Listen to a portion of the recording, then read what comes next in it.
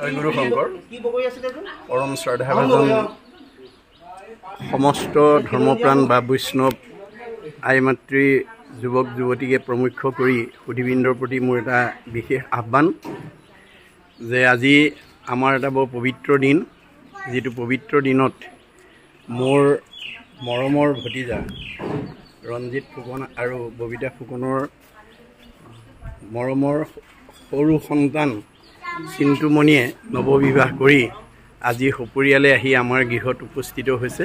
কেউটা ল'ৰা ছোৱালী আৰু এইখিনিতে আপোনালোকলৈ জনাবলৈ পাই মই পৰম আনন্দিত হৈছোঁ যে মোৰ মৰমৰ ভতিজা ববিতা ফুকনে জন্মলগ্নৰে পৰা ববিতা ফুকন নামৰ যিটো ইউটিউব চেনেল, ইয়াৰ মাজেদি তেওঁ গুৰুজনাৰ ধৰ্ম আদৰ্শ সাহিত্য সংস্কৃতি উঠি অহা প্ৰজন্ম আৰু সমস্ত সমাজৰ মাজত প্ৰচাৰ প্ৰসাৰ কৰাৰ উদ্দেশ্যে অতি আগ্ৰহেৰে অতি শ্ৰদ্ধাৰে চেষ্টা চলাই আহিছে।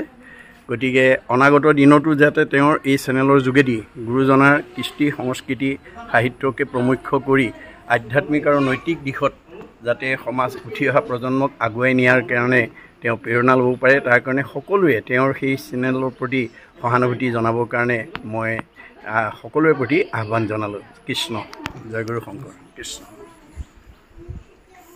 পবিত্ৰ দিন, যিটো পবিত্ৰ দিনত মোৰ অতি মৰমৰ ভতিজা ৰঞ্জিত ফুকন আৰু ববিতা ফুকনৰ কনিষ্ঠ পুত্ৰ চিন্তুমণি ফুকনে নৱবিবাহ কৰি আজি আমাৰ গৃহলৈ আহি সকলো পৰিয়ালবৰ্গৰ সৈতে চা চিনাকি হৈ আমাৰ মাজত যি এটা আন্তৰিকতা সৃষ্টি কৰিছে, ই আমাৰ কাৰণে বৰ আনন্দৰ বিষয়।